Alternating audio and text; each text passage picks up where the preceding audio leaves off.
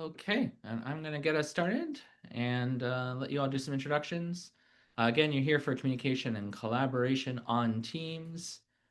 My name is Daniel Student. I'm a managing director here at Potrero Group. I work across a multitude of projects with us. On top of that, I am someone who works in teams across various facilities. I go into graduate schools, into businesses, and have this wonderful course that I co-created on UC Davis, this platform, a continuing education platform on Coursera called Management of Multinational and Cross-Cultural Teams. I get no sense for bringing this up. We're paid to be professors who create the content, and then everything else with Coursera is their business and UC Davis's business. So I'm not bringing this up to try to make a buck. I'm just bringing it up as another added bonus if you want to scan this. And if you're a member of Coursera, I'm sure there's a way to get it more cheaply. It's an opportunity for anyone who's thinking a little bit more in that multinational cross-cultural sense. As you may imagine, cross-cultural teams are something that happens when people from different countries come together, but it's also something that happens in all of our teams every day. So a lot of the material I will be pulling actually is connected to this course and can be gone in more deeply if you are able to register. Potrero Group is a leadership consulting firm that helps change makers thrive. We work across many disciplines, which I'll go into in a second, but core to what we do is we help leaders navigate the change that all leaders have to go through. And if you're sitting on this call, I invite you and hope that you will include yourself amongst the word leader. Part of the work that is successful on teams is that we all see ourselves as leaders who are able to make change from whatever position of authority we are on that team. This is a sample of our clients. I'll let your eyes wander. They're all too small to really read out loud. Just might help you see either an organization you're part of or friends with and get a sense of us. What matters most is down here on the right-hand corner. We really do this sort of six-pronged approach. A lot of it centers in that leadership development, and we're here for every journey at every step of your journey pipeline as a leader of an organization or of a team. And that includes your strategy of what you're trying to accomplish and how you're going to accomplish it, a lot of your own organizational development, facilitation, working out your challenges together. We work a lot on the nonprofit space with boards, so we search for new board members and develop nonprofit board leadership, as well as executive search. So that you can see some of that starts with the placement of a person, and then all this other work comes through. As I do this, just a reminder for those who are entering the room, please use the chat function for this introduction to say hello, where you're from, and if there's anything you want to share with each other around what you're trying to accomplish here. My hope is that chat function is very active and lively and has its own dialogue, some of which I may completely miss in hosting this, and that's totally great. It's another communication tool, right? As we go through this, it's a chance for you all to speak directly to each other and not through the facilitator, and answer questions you have or share best practices or ideas. And Stephanie Karp from my team will be monitoring a little bit, and there's a couple other Potrero Group members who may chime in either vocally or on the chat function as well. So what are teams for? We want to start there. And teams exist to get the prey. That's a little bit of a scary thing to say, but it is reality, right? So this is where teamwork really starts. It's a predator out in the wilderness hunting on their own, and they're often up against insurmountable odds if they're by themselves. These creatures are much bigger, much stronger. You can imagine if you make this, jokingly think about your own organization. These are your customers that are staring you down and are really scary, or they're your other teammates who've been there much longer, more established, or etc. It's a little bit scary to come in and do that work on your own. So, of course, what you want to do is you want to have this pack mentality where you come forward and you work together as a group. And that's really where teams come from. Now, what I love about this picture, of course, is that a couple of things really stand out, right? When you think of a pack of wolves, you know there's a leader, but in this moment, you're not really able to see who that leader is. Maybe it's this person over here just because this wolf's in sunlight, but really not, right? Like, you really don't know what's going on in this moment. Everyone has their role to play, and everyone is stepping in and working together in that group mentality. And there really is a sense of co-leadership to what happens here. And that's what we're trying to accomplish throughout our lives as humans, and certainly in our organizations, is the sense of how do we step up and collectively do the work where we can all be the most successful version of ourselves and get the prey. That's what it comes down to. And that's why we go into groups and teams to get what we need to accomplish our task. So if you're here saying, oh, I don't really want to work with a team anymore, too bad. That's going to keep happening. It is what we're designed to do to be able to function most effectively in our goals. I'm going to have my colleague Steph drop in a link here to this TED Talk. Oh, and hopefully Steph already dropped in the link to the Coursera. Sorry about that stuff. I was supposed to call you out. Um, I think it's always weird when someone plays someone else's video in a webinar. So I'm not going to play this. You can go to this link afterwards. It's really a fun TED Talk. It's only 3.5 minutes long, which is pretty cool. It's by someone named Derek Sivers. That's him. It's called How to Start a Movement. And basically, he talks and has this video playing in the background. And the video is the most interesting part.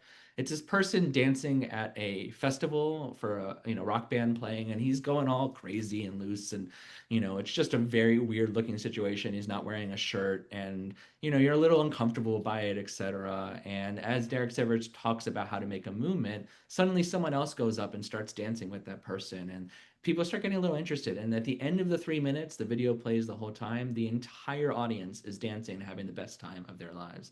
And what he's basically pointing out to again accentuate this term around teams and leaders is it's not just the person who starts who you may refer to as a leader, it's the followers that make a big difference. So I think my understanding, I don't know if they're here yet, was there you are, Solano, you're all here together as a team, right? So hi there. Thank you for joining as a group, right? So there is always this sense of we're waiting for this one person to guide us and tell us how to do this work. And that's just not how this work happens. And again, the leader wasn't someone necessarily who was established as the manager or authority there, but there's always different people taking leaders. But be very thoughtful. The big part of this work is how you then decide to show up for other people and how you decide to respond to other people.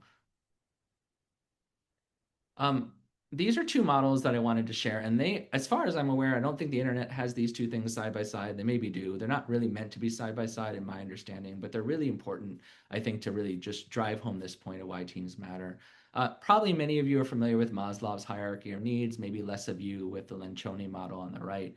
Maslow's hierarchy of needs is very much around what as humans grow and develop and become more mature to the world we are today, what the needs are. And people like to put that into business terms and teams as well. So of course you have survival, very, very basic need. And in terms of our companies, that's just getting a job and keeping it, right? Being able to pay your bills. You move up from there, you want security. You want to make sure that that job's going to stay. They're going to get credit for the work that you actually do. You're not looking to be a star necessarily, but you're just trying to make sure that people understand what you're doing so you can keep that job. You move up from there, and there's a sense of wanting to belong to your workplace. You're recognized, you're seen, you're heard, you're able to hear and see other people. There's a sense of community gathered there.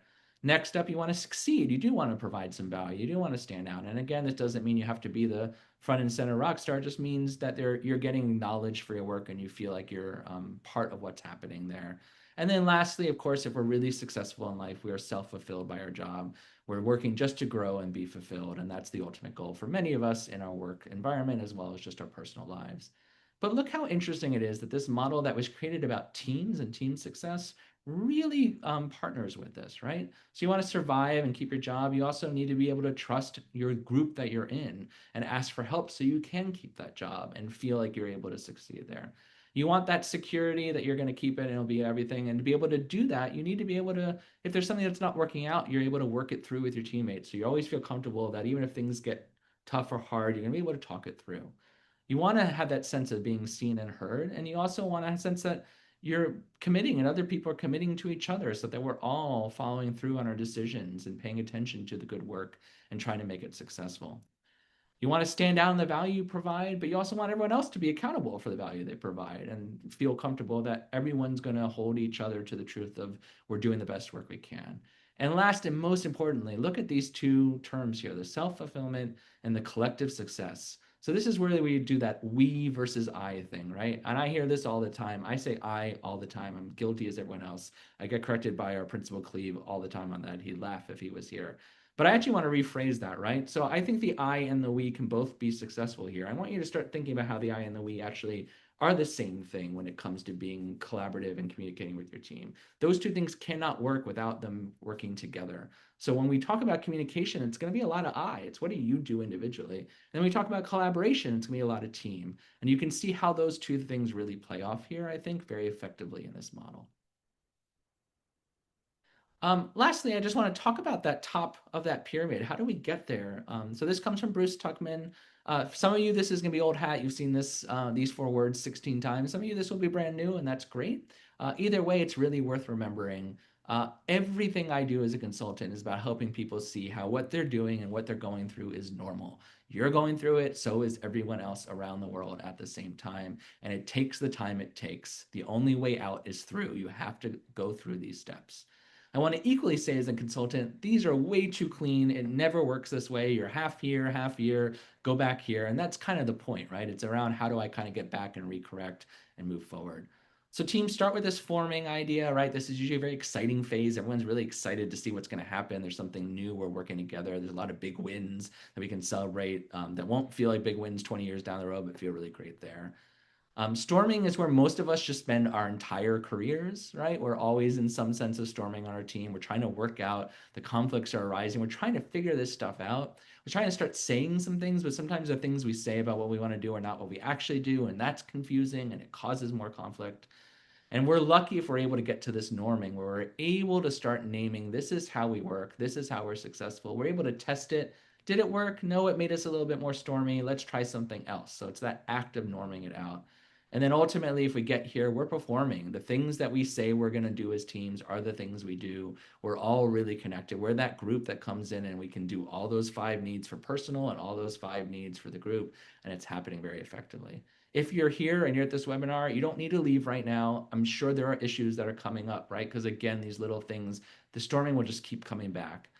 He does add that a fifth one is dissolving the team, which I think is a really fascinating thing to think about for sort of more informal teams that come together, either in your workplace through, say, you have a task force doing something, or just in life, right? That we sometimes group together to try to accomplish something. But generally speaking, on our teams, we're not dissolving. We're working there until we don't work there anymore, and the team will keep going. So really performing is the goal. All right, so communication. So almost everything I'm going to say about communication really is based off of one theory, and it's interpersonal gap. So if you're not a fan of that, again, sorry about that, but don't hang up. There's plenty of good stuff and other things I'm putting forward. But it's really this idea that there's a gap, right? When two people speak, words come out of one person's mouth and into someone else's ear, and there's a literal physical gap. And what happens in that gap is really complicated and seems so simple, but is the thing that always trips us up. So to start, I want to do a little bit of a thought experiment. This is that part where I said, get ready. I'm going to ask you to raise your hand. So in a second, I'm going to read this sentence out loud. If you agree with it, I would like you to hit the little hand raise button on Zoom. If you don't know how to do that, you can just raise your hand physically. And I'm going to pick on a couple of people, ask you to come off camera. So only do this if you really want to talk. If you agree or somewhat agree with the sentence, raise your hand. In a team environment, you should always say exactly what you are thinking. If you agree or somewhat agree with this sentence, raise your hand. In a team environment, you should always say exactly what you are thinking.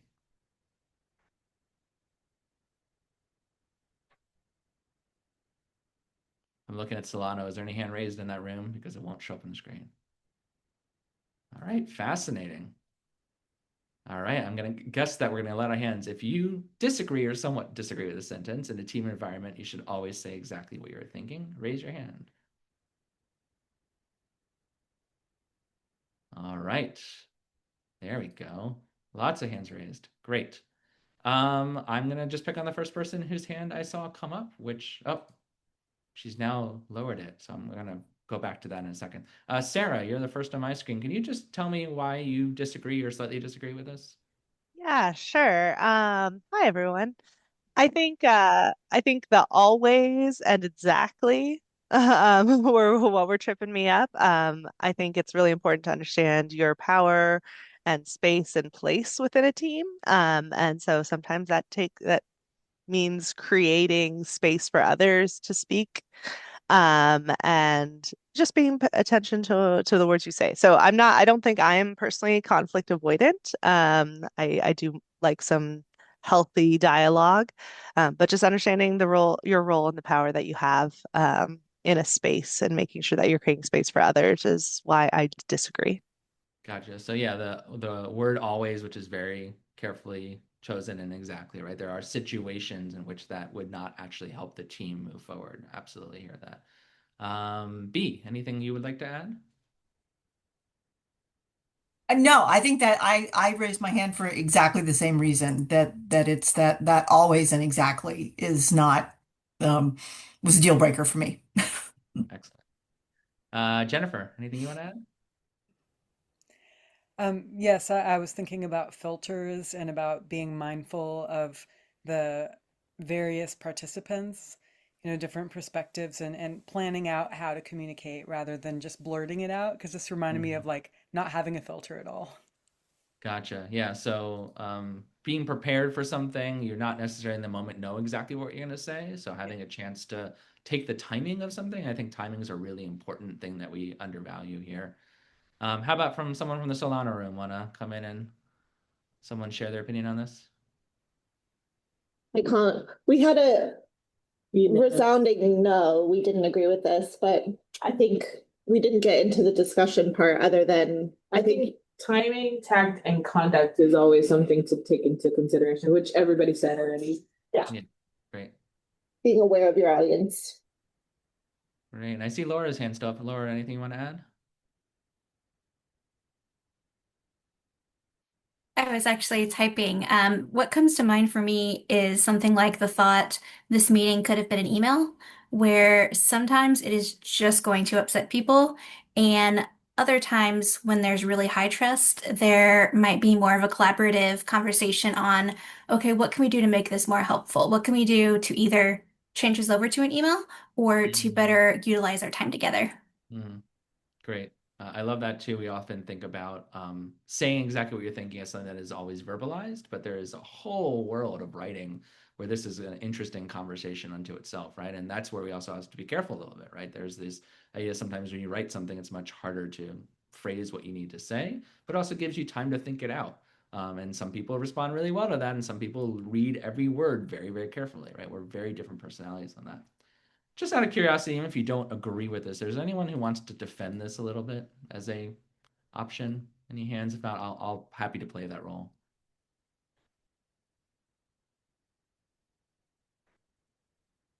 So typically, this is the new first time this has ever happened. Typically, I do have people on both sides of this. I think what people on the other side would say is that you're not going to work through any good conflict, healthy conflict on your team if you don't get out what you're thinking. And if we constantly dance around the conversation or withhold or withdraw or try to move things backwards, we end up in this very slow grind as a team trying to eventually get to the conversation we need to have. And it can really delay what's important to go through. There's something from adaptive leadership. I don't have it in this deck, but if you've ever seen a webinar I give, I always like to bring this up. It's called the productive zone of disequilibrium. Really fun, easy phrase to say out loud. And the idea is that you want to keep all the tension in your room somewhere here, right? And our tendency in all of our rooms is to drop down. It's to not say exactly what we're thinking. It's to let it go. Maybe we never get to address it again, though, right? But it's also equally important that you don't let it get too hot. So we often focus on not letting it too hot, but we forget that there's some room here to move. So maybe we need to let it get a little bit more hot and let it get out there what we're all thinking. Later in the conversation, I'll bring up the Abilene paradox, which is a great example of this. In short, it's a bunch of people taking a road trip, all saying they're eager to go, but they're actually none of them are eager to go. But because of the way that group mentality works, they all felt they kind of had to say they were into it. So in some ways, you're just serving your group potentially if you're not really getting to the point and being honest with what you're thinking in the moment. And there are some people who really feel very strongly, look, I don't want to, it's not helping you or helping me to be quiet on what my idea or opinion is on this at this moment. And I raise that just to say, I hope that you hear that as not a crazy way of thinking, right? That person's not going out there being like, Laura, I want to make you feel bad. I'm going to say all the things that will hurt you, right? They're actually thinking this is something that I think would be really effective to allow us positive work on the group. And so these thought experiments, I'll do one later, you probably picked up very quickly. The idea is that there is no right or wrong. And reality is that both people who maybe are very different sides of this are thinking quite similar things around what they want to accomplish. They're thinking about how can we most effectively make sure that people hear what needs to be said and get through the work. So that does lead me to very briefly talk about culture. We're not here to talk international culture, but it's such a great example, right? The thing of that we think we hear someone say, if they're saying something really aggressive, we take it very aggressively, or if they're not saying anything at all, we think that they're trying to keep a secret from us, or whatever your interpretation that last sentence was. This person, this is from a very corner of the internet. Nanette Rip Meester wrote this. British person, British people are very reserved. They kind of hold things back, right? Stereotypically, the Dutch are very say what they want. very directly. So a British person says they hear what you say, they actually mean I disagree completely, but the Dutch just go, no, they accept my point completely. Or if they say, I'll bear that in mind, they're actually saying, I'm not going to do anything about that, but I'm just being polite. And the Dutch are thinking, oh, they'll use this. Or at the bottom there, when they say, I'm sure it's all my fault, the British mean, actually, it's your fault. You did it wrong. And the Dutch say, oh, no, it's their fault, right? So just as simple of these very straightforward 3 or 4 word sentences are being completely interpreted differently. And again, I bring that up because we all have culture, right? Someone from Silicon Valley talking to someone on Wall Street, those are 2 very different cultures. Someone from a nonprofit environmental organization and a for-profit partner that they're trying to work with. Those are 2 very different cultures. And then within our teams and other people in our staff, the marketing person versus the operations person, those are 2 very different cultures. So we want to extend this to how we all speak to each other. And so clarity matters. I'm sure you all are reading this thing I put on this slide very, very clearly. It's really easy to understand, right? So this is just to talk through very basically that there are just small things we need to do in the way we speak. There's some very basic stuff to start. So the first thing I did, and this is a written version of what I'll explain verbally in a second, is I made it bigger, right? You might think made it louder, more audible, more clear, but it's still not very well, it's hard to read, it's just very soft. So now I made it just more clear. Maybe I enunciated more, and now you get to actually hear what I'm saying. But it's still total nonsense, really, right? So now I did a good thing. I added capitalization. So now you know that I'm talking about people. Oh, it's Ned Knott was shot and Sam Schott was not. Those are 2 different people. I get that now. But then I took one step even further and I put punctuation in here. So now I can speak in full sentences and I can say Ned Knott was shot and Sam Schott was not. So it is better to be shot than not, right? So that's the person who was not shot. That's a better place to be. And I can pause and then I can continue the story. And then the last thing I can do is I can put in some emphasis, right? Ned Knott was shot, and Sam Schott was not, so it is better to be shot than not. Some say Knott was not shot, but Schott says he shot not. If the shot shot not, Knott was shot. But if the shot, then shot was shot, not. I think the shot, not shot, but not. Still total crazy. This was a tongue twister. It was fun. But you're getting a little bit more of the story. And so I just want to walk through very quickly that clarity matters. If we're going to start somewhere, think simple to begin with. If you feel like you're not communicating with a teammate, start with these 4 basic ideas. Are you speaking loudly enough? I'm looking at you introverts in the room, right? Some of us just speak quietly. We swallow our words, and it is on us to speak loudly. It does not mean that we need to take on an extrovert personality. It does not mean that we need to be different than who we are. We may have quiet thoughts. We just need to literally raise the volume of our voice. Enunciation, ensure each word is understood. Again, you would be surprised how much comes from people who just don't quite hear what you're saying, and just the very basic skills allow you to do that. Pace, speak with commas and periods. Obviously, you're not writing commas and periods. Yes, my theater background is coming through, and I appreciate the hate this. Yeah, that's great. I just saw the chat. Speaking with commas and periods, right? Just speaking in full sentences so you know when I'm done. And then moving into the next sentence that I want to say. It can be a very powerful tool. And I think you can all hear in your head the people who kind of do what I just did, right? I acknowledged something in chat and then came back to it. It's a little hard to follow that chain of thought. See, as guilty as anyone else. And then emphasis, clarify what matters to the listener. If you do one thing well that takes a little bit more skill, it's this. There is visual emphasis, right? You can do the classic, is it A or is it B? I don't know, right? That's visual emphasis. But I also did it with my voice. Is it A or is it B? I don't know. And that kind of setup really allows us to cut through some of the noise that we just realized comes when people talk and we're trying to listen to what they say. But here's the problem, and this is where John Wallen's interpersonal gap is such a great, brilliant, very basic idea. You know what you want to say. It's all sunny. And the moment it comes out of your mouth, you're encoding it. You maybe are trying to encode it very intentionally with all the things Daniel said. You're trying to say Sam shot not, but the words sound pretty tongue twistery to the other person, right? The intention is not coming forward. And suddenly that person's trying to decode it. So there's a whole nother phase in this gap where they're trying to understand your intention. So by the time the words finally reach their ears, you've already encoded them in some way and they've already decoded them in some way. And so there's now this last step of the impact, the thoughts formed from the words, and that's going through their head. And by the time this intention gets here, we've gone from sun to rain. And that is the thing that we are throughout our entire careers and frankly our lives as humans trying to overcome. And it is a maddeningly wide gap given how close we all are when we talk to each other. So one thing I like to bring into this framework is communication styles. I picked something from Mark Murphy, the 4 communication types. I want to be very clear that one of you probably has in your back pocket the 8 communication types, and someone else has the 10 and the 12, and there are probably 700 theories of communication styles. So buy into this for now. Feel free to adapt this over time to whatever your group or team thinks of as communication styles, but it's important to start talking about them, and frameworks help. I really do believe actually pretty strongly that it just matters to choose a framework here rather than a specific one, but we'll dive into this. So he talks about 4 communication styles. The first is analytical, people who like facts, numbers, specificity. These are people who like to communicate by the clarity of details that they have and to go through and really just look at it from a very practical mindset and understand what's the good choices and just go through the data.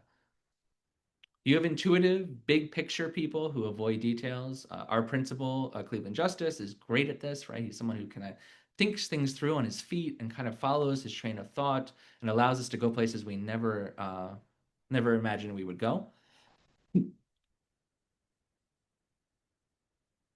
have functional, clear, linear, detailed people. These are project managers, right? These are people who are like, okay, I can put it all out into a spreadsheet. I understand. I'm going to get into the details of it, right? So that's what separates them from analytical. They're people who are really just trying to understand the data and clarity around the picture. These people are like, all right, let's just get to the, what is this going to look like? How are we going to accomplish this? Let me speak and think about it in a very straightforward, mapped out way. And it might take some time to get there, but I'm going to work it all the way through. And then personal. I imagine a lot of people on the call identify with the 4th one. Again, you're often on webinars like this because you care about communication. So therefore, you're a personal person who's thinking about this, right? This is where HR people often show up. They're emotional, connection driven. A lot of our CEOs often live in this space. They're people who really are thinking about our feelings first and foremost and are trying to connect to each other. These people can often be really interesting in terms of things like time, right? Sometimes they go over time. If you're a functional person or an analytical person who's trying to really understand something and get it done in the right thing, these people are often just really going to take the time they need to get to it. This is another great culture moment, right? There are some cultures where people don't start and stop meetings always on the button like Americans do, right? They just go until they are finished conversation. And they're always like, how do you all just stop because time tells you to stop? How are you actually connecting to each other in the way we do? And you're probably getting the spoiler alert here, which is this is all about learning from each other and appreciating the best in these styles.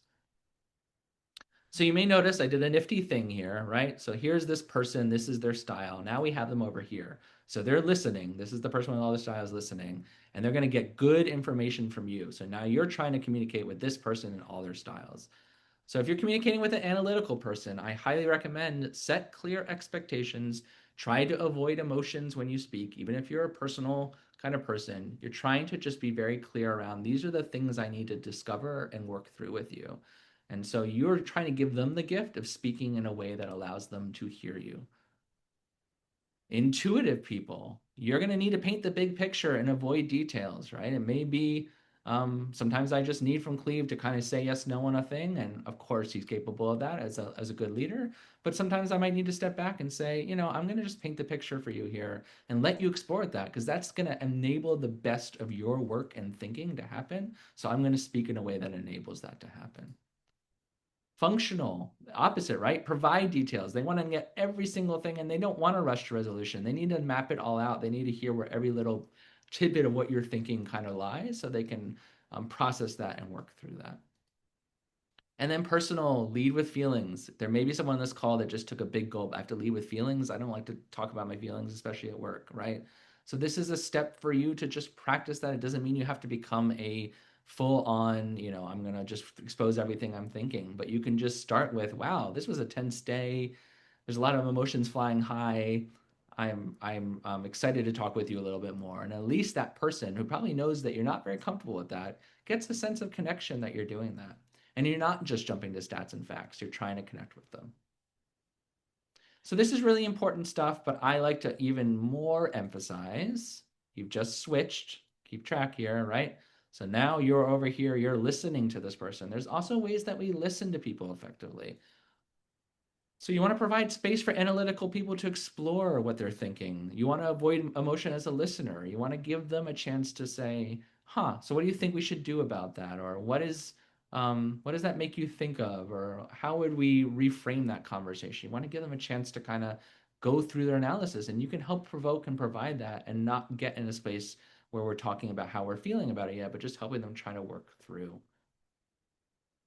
Intuitive people, you can ask them lots of questions, and get them to go wherever they want to go with their mind and let them explore that and be there and go, oh, that's really fascinating. Tell me more about that.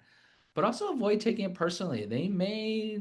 You may have an agenda that you want to talk about in this, and they may go completely somewhere different, or you may had a good idea and they just kind of take that idea and start thinking about another idea, and try to let them have that space and know it's not personal. It's how they think and how they talk. Functional. You're going to ask a lot of follow-up questions. These people want to get details, so help them get details. Keep going with them. Push them to get to all those details. And don't be impatient with it. You have to avoid, oh my God, are we really going to talk about what's going to happen in May when we're still in January? Okay, let's talk about it. Let's get it down. It may change, but let me help you work through that understanding in your mind. And lastly, with personal, again, provide empathy. Not everyone can do this, but I'll talk about empathetic listening in a minute. It can be very simple. And avoid simple responses. You may be someone who wants to say, that's great, I hear you, or something like that, but you can say a little bit more to that person. Say, that's really interesting that you're going down that feeling about this, and I hear that that's challenging for you, or I would love to explore that a little further. Can you tell me more how you feel? So a question for you all, and I suggest you use chat for this because we don't have a lot of space for everyone to jump off thing, but feel free to start writing into chat. Do you fit with one of these communication styles? What resonates you? And lastly, most importantly, what do you need or want from others? So maybe some things I said with what I put forward, but I'd be very curious to let you all start announcing who you are and what do you need from others. And so it's going to get a little uncomfortable for a second. Your facilitator is going to sit here quietly. When we record this video and take it out later, we will cut this section so there's no dead air. But I'm just going to let chat kind of unravel for a little bit and see if you all can communicate with each other for a minute. So assume that the whole music is on. I'm going to go on mute and give you 2 or 3 minutes to chat here on the chat function.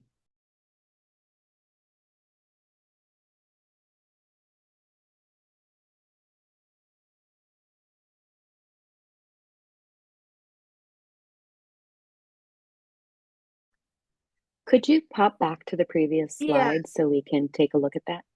sorry. I was just gonna say the same thing if that's possible. Thank you. I think you mean this one, right? Or Yes, communication thanks so styles? much. This is great. Yeah.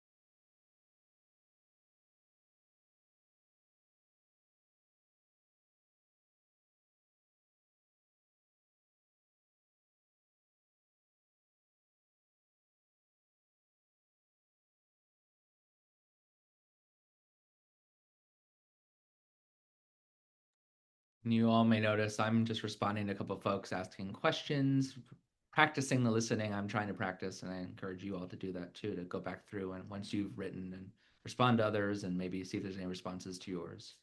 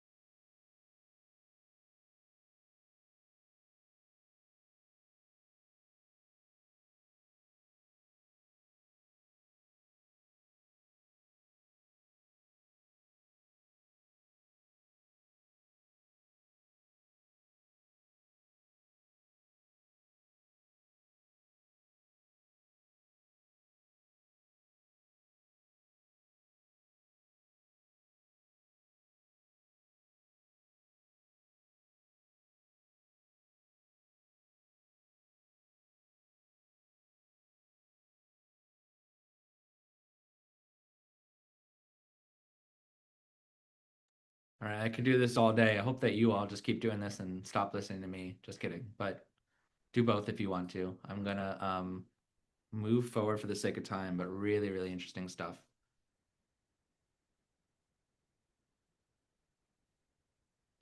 So I just want to go back to John Wallen for a second. It would be only fair because he introduced that interpersonal gap, and he does have an answer to how to do it. And I've done a yes and of that I like as well. But Wallen says these are how you work through the interpersonal gap, and I've paraphrased it a little bit. But basically, it's these 4 steps of say it, show it, emote it, perceive it. So say it is if somebody says something to you, immediately paraphrase in your own words what you heard. This is an incredibly simple but powerful tool to say, I think what I'm hearing you say is blank. I think I hear that you are frustrated that I'm not turning in things on the schedule that you've asked me to turn them in on. Say what behavior you have witnessed, not what they said. So that's the show it. So you can say something like, I've witnessed that it makes you really angry and that you, in our group meetings, scold me for doing this. And I tend to get really quiet in those moments. Emote it, clarify what you are feeling, not what they said or you saw. I get quiet in those moments. I'm feeling like I'm a little bit ashamed for being called out publicly. And I'm feeling confused because I do end up getting you stuff just an hour or two after your deadline. And I never know how to really respond because it doesn't feel like that big of a deal to me. And clarify your assumptions about what information you received, not what you heard, said, or felt. So going back to, the information I'm receiving from you is that it's really, my assumption is that it really throws off your ability to get your work done when I'm late. But I'm also assuming that you might be able to adjust your own workflow to make that happen. And I'm curious why you're not doing that. You're able to talk that through. You're able to get from someone just saying, why are you always so late with everything? You need to stop doing that, to a much more deeper place. I've kind of done the same thing, but I've done it with the listening side of it because I think that matters too. I'm a big fan of empathetic and reflective listening. I bucketed this all in reflective listening. You might see the first one on the left is really the empathetic listening, right? It's the show it. It's the just listening. If you're not someone who likes to really, again, talking to folks who aren't great at maybe the lots of dialogue and conversation or much quieter in a space, just the idea of nod, smile, lean in, filler words when you're listening. So, interesting, okay. Eye contact, making eye contact with people is really, really exciting and not done very well in our society. I will say I have a great example of a friend who does this by going like this. And that is not so successful in my mind of empathetic listening. I don't really think that she's listening. She's just nodding very, very intently. But I want to say 2 things about that. One is, yeah, you have to really mean it, right? So it's listening is a sort of a skill that you can't really say to do it. You have to do it, but you also have to kind of mean it. But the second thing is she's also trying, and I really appreciate her trying. And for some of us, that's a big leap, right? So sometimes when I teach people about eye contact, I say, look between the eyes at first. Just look at someone's nose if you're afraid to make eye contact. Eye contact's a very intimate thing and very hard for folks. So just fake it a little bit till you make it, and you'll be surprised how it happens. It's also worth noting that sometimes those things can be very intense for the person that is speaking. So again, it's always about negotiating that space, recognizing what is working for that person. Some people just like a little nod. Some people like to really be in that moment with you. And I'll talk a little bit later about how you kind of switch between the kinds of people that you're interacting with. Ask it. Why is such a great word, right? It's so simple. Why do you feel that? Why is that important to you? Those kinds of things, just allowing people to further explore. I can't tell you how many times I've been at a party where I have a 1-year-old and I enrolled my 1-year-old in gymnastics recently. And I'm like, oh, I enrolled my 1-year-old in gymnastics. And the person goes, that's great. Okay, we're done the conversation. That's lovely, right? But if they had just said, why did you do that? 1-year-old, I'll go, oh, I remember when I was in gymnastics as a little kid, I always had such fond memories. Or I will say, he's so interested in the older kids. He likes to like kind of interact in spaces where he's the youngest thing. And they'll go, oh, why do you think that is? And I'll say, oh, I think, et cetera, right? And we get into a really interesting opportunity for me to share myself in my thinking. Tell me more is a great example of that too. If you don't really know how to even ask why, just say, tell me more. Say some more things. We do that a lot at Potrero. And we're not sure where to take it next, but the person seems like they still need to have other things to offer. Or why do you think that is? Lead it. So this is a chance for you to say, let me help you explore this. Let me go a little deeper. I wonder why you're thinking about it this way. I wonder why you're doing gymnastics and not swimming. What would be the choice there? Do you think it's because you're connected to it more intimately as a person? Those are interesting ways for me to explore my point. And you can see in a team environment, it'd be really helpful to help somebody work through either their conflict or what they're trying to contribute to the conversation. Or share it. That makes me think of a time when that would be the ideal, right? If you know someone well enough, if it's your best friend or someone you've worked with for 10 years, and you're like, that reminds me of that time that you had this exact same conflict a year ago. And it seems very similar. Do you think they're connected? Do you want to explore their connection? But at the very least, you can say it makes me think of a time when I dealt with something pretty similar. I can share a little wisdom on that. And then again, ask you at the end, do you think there's some lessons to be learned there? So that is our one-on-one. We will move swiftly into bringing it all together, right? So we've talked about teams. We've talked about getting that prey together. We've talked about working through those 4 phases. We've talked about the one-on-one connection, the interpersonal gap, and the challenges of that communication. So collaboration is where that all comes together. It's where we work as a group together to figure out how to make this successful.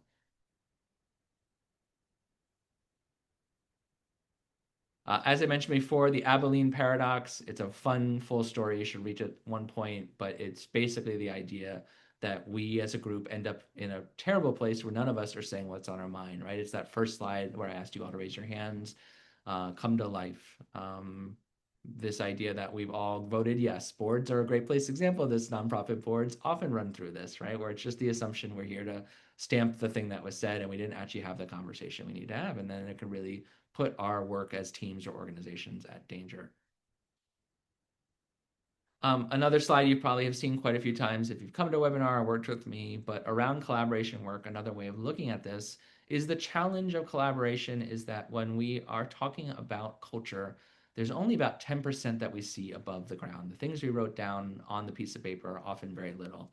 And if you want to get on a random ship, say the Titanic, and float through the world and see a very small thing that you think is not going to make an impact through culture, you'll hit it and you won't realize that buried underneath are all these informal structures, the way we actually work, our attitudes, our norms, our perceptions, our traditions, etc.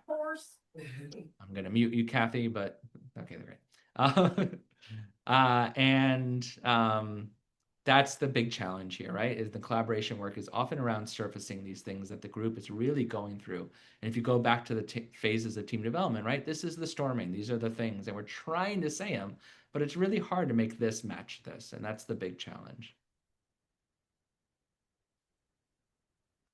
So now we have the fun thing. We have all these different people who all have sunny heads. We've acknowledged, hey, everyone's trying to come in with sun. So how do we do this? Again, if you've been through some of my workshops, a couple of these are repetitive, but I think they're worth saying. Yes, and is one of my favorite 2 words in the language. I am a theater background, if you haven't picked that up by now. It comes from improvisational theater. It's the way that a group of performers who have no script and don't know what they're going to say, it's how they create a world together. They build off each other's ideas instead of putting them down. So someone comes up with an idea and someone says yes and adds to that idea.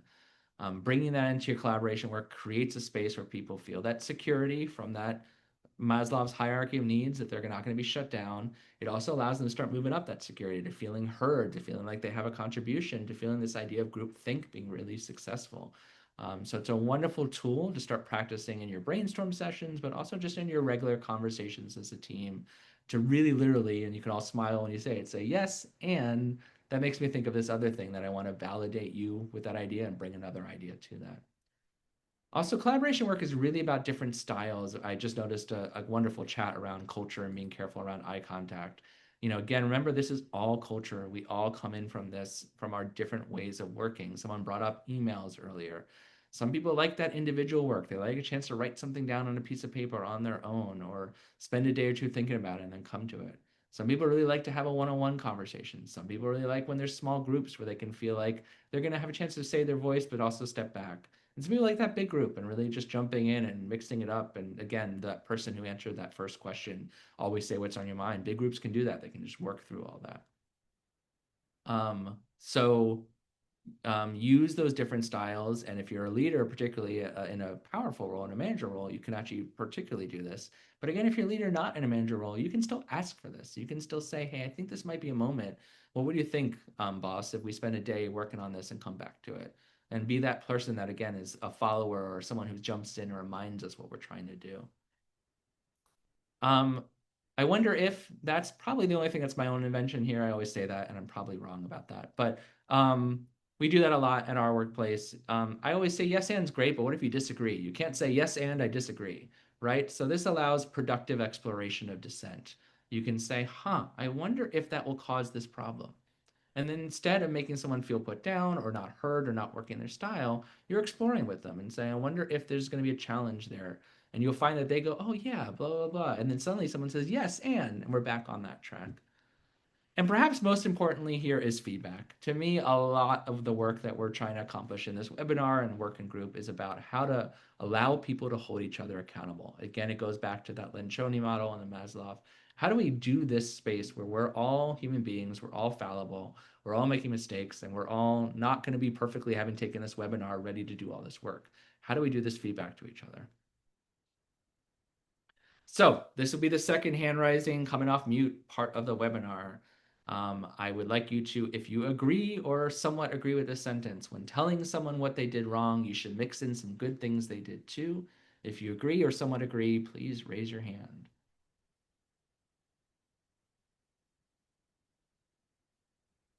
Jennifer shot to it, so I will call on her, and then I'm going to call a couple of new folks. But Jennifer, you definitely shot to it. So tell me why you shot so quickly.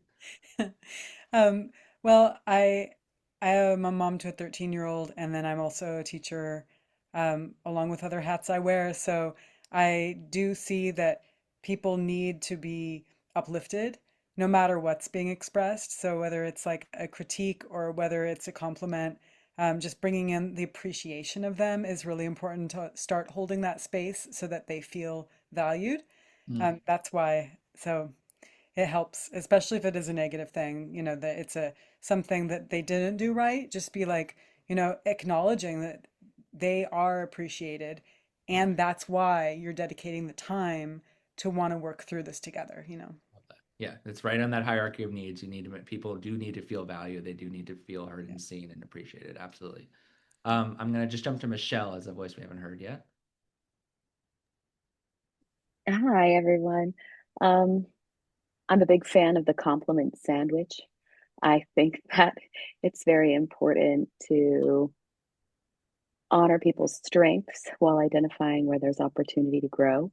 And I think our world needs more kindness, and a compliment sandwich kind of does that. Yeah. Love that.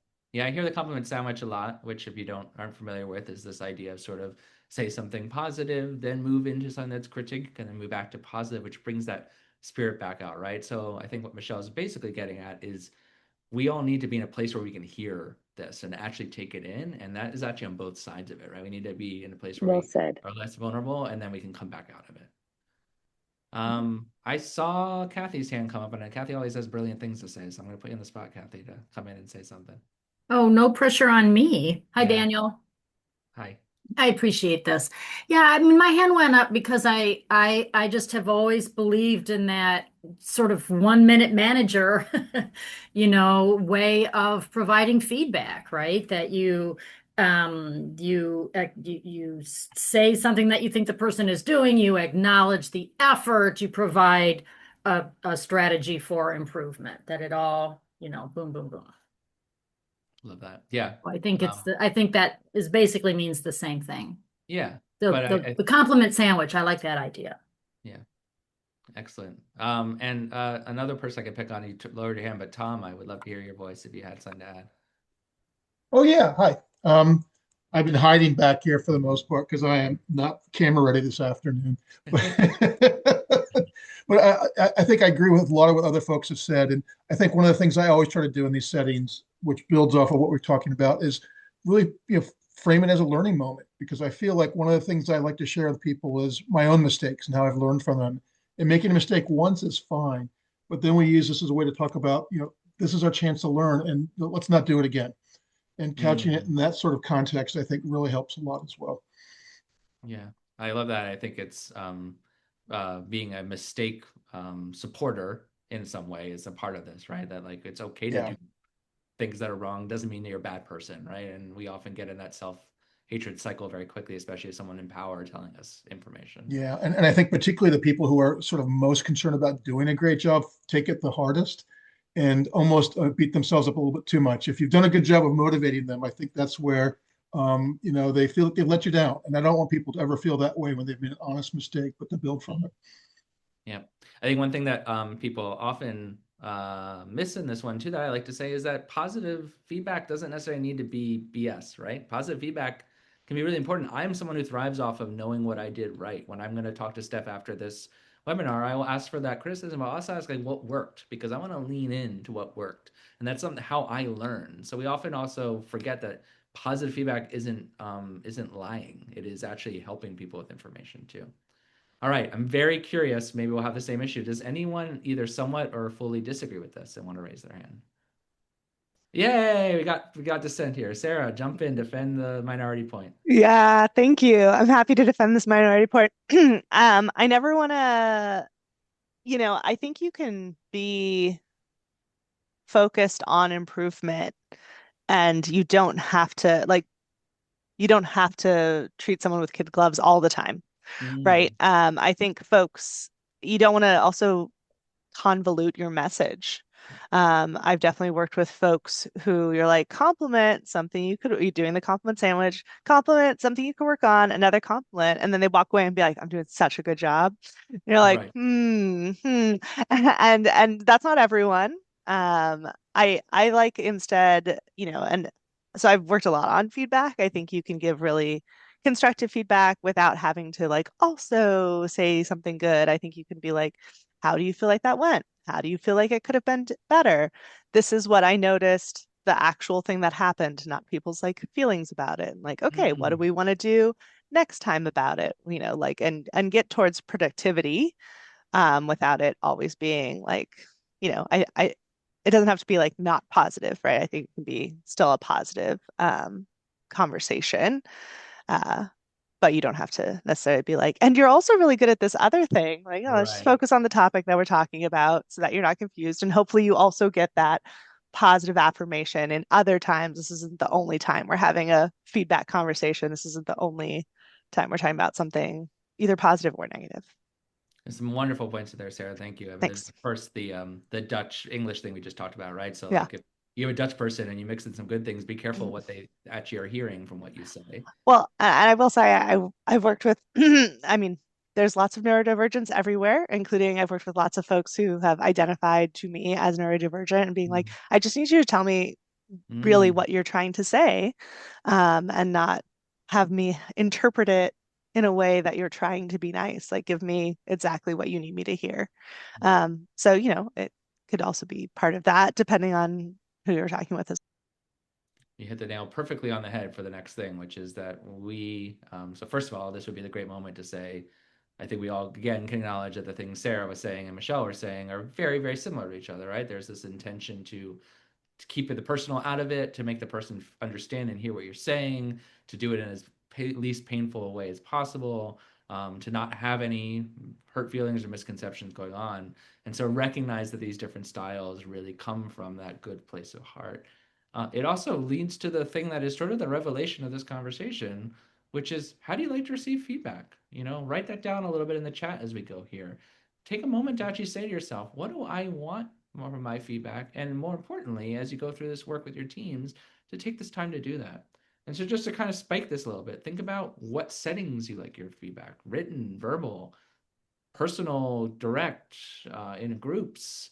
Do you like to have time to review it before you talk about it? Do you, obviously, do you need positive interactions as part of it? Do you want to have a chance to be able to speak what you think and talk it through, right? But what are some of those levels that you like? And start naming that here in chat. And again, ask each other questions if you'd like.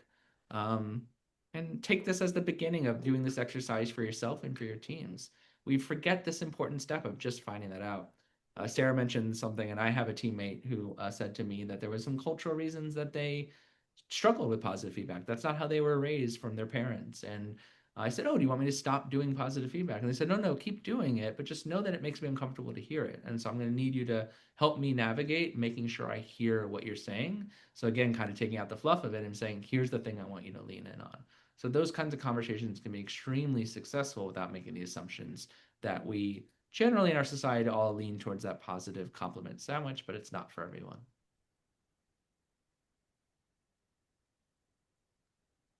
And just now, because I am pressing on time, which always happens, I will let you all continue those wonderful conversations and ignore me, and I will continue the webinar. So successful teams, ultimately, to me, if you think about this group of people, how to do this work together, really comes down to 4 steps. And you can see all these steps involve every single person. There's no one person responsible for it. But homework, find out each other's styles and feedback and communication, etc. Do the work as a group. Translation, help each other understand and confirm. Do all that reflective listening. Do it for each other, but do it also for the teammate that you think another teammate's struggling with. Hey, I think you're missing that this is an intuitive person. Can I help you understand what I think they're trying to accomplish here? Agreements, create and define some common language. We know the trap here, right? We know that we're going to write it down and it's not going to feel right, but that's okay. You still need to write it down and you need to work through it and figure it out and test it. Often we write our values in the first year of our organization, 20 years later, we just go, okay, those are our values. But those are not things that are meant to sit like that. They're meant to be alive and worked through. Probably on Saturday. Oh, I'm just gonna mute Tom. Okay, great. And then feedback. Feedback, the feedback of the feedback, right? Just like I like how this is how I like to receive feedback. Your feedback worked for me. I'm gonna give you feedback on why it didn't work for me, right? Just that feedback loop needs to continue. I think that word feedback loop gets thrown around a lot, and I think it's really good to define that by what we just talked about, like being really clear on what you're looking for and having a consistent conversation around how feedback's happening.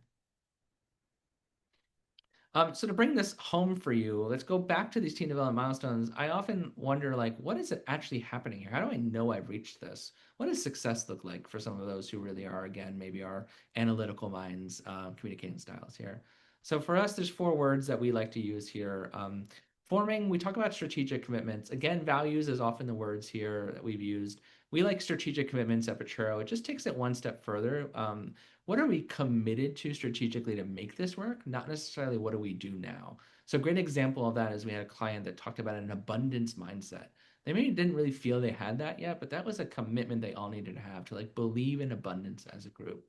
So feel free to borrow that. Often you need to put the values in the plan on the website. But if you want to take it one step further, like what is you as a team or as an organization, what are you committed to in the way you work together?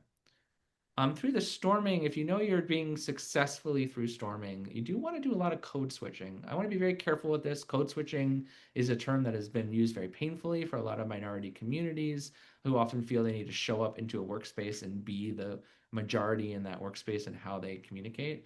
But it can also be a proactive tool you can use very effectively. A very simple version of this from the theater background is mirroring, right? So Kathy, I'm picking on you just because I see you first, but like Kathy was sitting back like this just now. Now she leaned forward. She's listening. I'm listening, right? If I can just do that little, very basic thing, I'm feeling like I'm able to have a conversation with Kathy on her wavelength. I have clients who show up, I change the outfit to something more formal to make it work for them. Or they're the kind of people I know we're going to sit down and we're really going to lean back in our chairs. We're going to talk, or we're going to be very go off mute and on mute, right? Zoom has a lot of these code switching things we do. If you're ever in a meeting with me with a few groups of people, I implore everyone to come off mute. You have to code switch to a more informal chance to talk over each other. So being able to do that, and you can imagine thinking about all these different styles of communication, that's where it really shows up. How do you become someone who's a little bit more intuitive to communicate with an intuitive person? That helps you work through that, is that you're able to start playing that role for people and hopefully using the skills we talked about. Norming is a really exciting moment because it takes that code switching word and makes it one step further, which is code mixing. And the idea is that you're doing this, but so is everyone else. We're all mixing with each other. And it's starting to feel clear that there's ways that we can mix that bring in all these personalities that are very unique to us. So you're able to look back at those strategic commitments and really refine them and say, are they making sense? We're able to start saying all this and we're able to start writing it down. And that's where the performing, knowing that you have a co-created language, there's a very clear examples of this for Potrero Group. I wonder if we're all using, I wonder if it all kind of comes together. We're using the same words to explore with each other. So I very much literally mean language that we're kind of coming at and we're all able to use in our own ways and our code mixed ways to explore conversations. So that's just some development milestones, again, for those of us who are looking a little bit more for that project manager or the analytical mindset of how do I know this is happening? What can I try to accomplish? Last but not least, I do want to mention that there are some common traps to this work. It doesn't go as hunky-dory as I just made it. This is a weird looking slide because I actually took it from our book. Cleve and I covered a book called Don't Lead Alone. Steph is going to drop a link in the chat. You're welcome to take a look at it. It's not quite this stuff, but it has a lot of this stuff in it. It's another resource. I do make money from that one, I will say, but it's still, I think, I'm happy with the book. I think it's worth a read. If you're interested, there's also an audiobook as well. But this is obviously not ours, and most everything in the book is not, but we were able to get this image without having to pay anyone for it. There is what's known as the Cartman's drama triangle that a lot of people talk about in terms of problem solving. We really set people in three roles. I mean, it's a classic fairy tale, right? When there's a problem, there's somebody who's the evil villain who's persecuting the innocent victim in the tower, and there's a prince that has to come rescue it. And that's really what ends up happening at work a lot. We have this sense that a person's coming in and really doing some mean things to someone else, and it's someone else's job to come in and rescue them, usually the manager or the leader. But a really interesting thing happened when David Emerald Wamaldorf took control of this and flipped it on its head and called it the empowerment dynamic. And so your job with these common traps where people get forced into roles they feel they're stuck in, they feel like they're always being victimized, they feel like they're always being hurt, or they're always being blamed for everything, is to help them play a different role. So the persecutor can become the challenger. You can say to them, I'm so glad you're bringing up stuff that is pushing us. I'm so glad that you're the person in the room who doesn't think that we should always say what, who does think we should always say what's on our mind, and that you're trying to find a way to do that. Can I help you arrange the right times and work with this person who does need a little bit more time and space to go through this? Can I use some of these communication style things to help you work through that? Or to the rescuer, who probably you think is doing great. They're always just the hero. Everyone loves them, but they might not really like that role. And that role is not actually serving the team. You can actually come to them and say, hey, can you start teaching other people around the team around how you see this and how they can bring out their effective thing? And can you become somebody who helps us all be rescuers as we go forward? And then the victim can become the creator. You can say, thank you so much. I know it's feeling like you're constantly picked on, but what you're actually doing is raising the most important issues. How can I create a safe environment for you to be able to do that? How can I enable that? How can I make it so that you feel less like you're exposed to it, but that we're able to give you a chance for people to yes and your word, wonder if, and let me bring you into this triangle successfully. And one more that we kind of played with that I think is really important is the dissenter versus the historian. It's a little bit the same, but we all kind of know these people who say, great, Daniel said some wonderful things. I've been to 65 communications workshops. I've been on this organization forever. I've seen them all come and go. There's 12 different communication styles. Are we really going to go through all this? I just don't believe that we're going to get anywhere. I've seen us go through these workshops and then talk about it and then drop it. And you can say, great, you've seen it all. Can you provide perspective on what didn't work before? Where are the traps that we need to be aware of that you know of? How can I enable you to share that knowledge with the organization in a way that really helps us navigate? No workshop is perfect. No framework is perfect. You're absolutely right. How can you give me the history to help me get to that? Again, these are not going to be fail-proof ways, but you're trying to use these skills to enable the people who may not see their ability to grow and change as you do this work. So in summary, 4 steps to this: establish why teamwork will team, talk about the value of teams, make sure everyone understands why teams matter to workplace. It shouldn't be an empty promise. What is going to happen because your team comes together and can hunt that bison more effectively? Train basic speaking and listening skills. Don't forget to do that work as your team to bring people a chance to do public speaking exercises, etc., so they can just get to that ability to really communicate through what they're able to communicate. Communicate your communication styles to each other, work through conversations around what we need from each other, how to make this happen, and eventually negotiate a shared and common language that you're consistently revising all the time. So that's what you can do as a group. You as an individual with your son over here, expect different approaches, expect that people don't see the world the same as you, be ready for that, be ready to engage in that, give room for them to have different styles, proactively help them with their style, be successful. Ask people to assume the best in each other, be that follower, say, look at that person dancing silly in the corner. Let's assume that that could actually be a joyful place to go. Let's support them. Focus on feedback, really focus on your own feedback and how you give it. And most importantly, trust the process. The only way out is through. You cannot go through these team growth stages any other way than they're laid out. It is what happens. So that is the end of my thing. I did not leave much time. But if anyone wants to jump on for just a minute with a question or a thought. Oops, I forgot one important thing. I'm gonna get in trouble if I don't show this. that's the slide. You can grab out your phone if you would like to follow us, sign up a newsletter, but more importantly, Cleveland Justice, our principal, is leading a wonderful webinar on sort of succession planning, how to think about your leaders as they go through your organization on your staff or maybe on your nonprofit boards. And both like really active succession planning for your next leader, but also this idea of like how we grow leaders within our organizations as well. You can scan that code, or Steph Karp just dropped in chat if you want to sign up for that. Now I did that. Any questions or comments before we go for anyone want to offer in the last few minutes?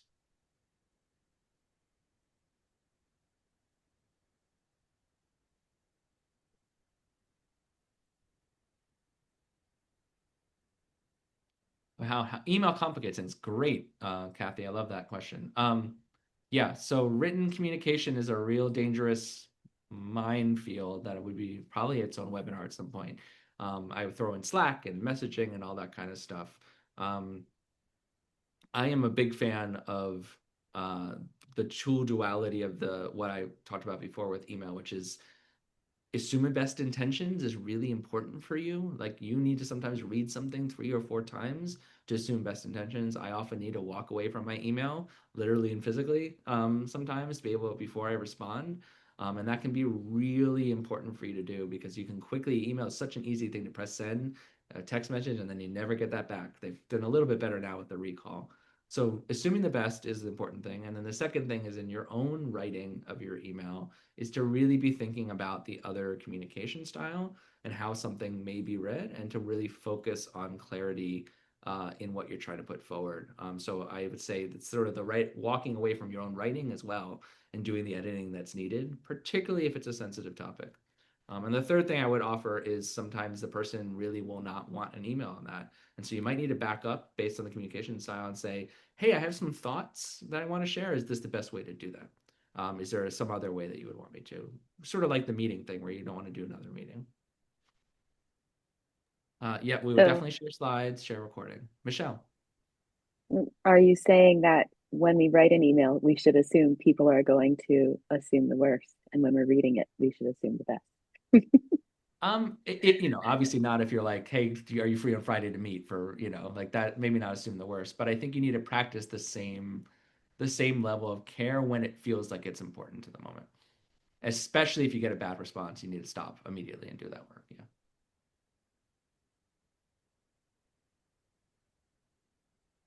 Anything else?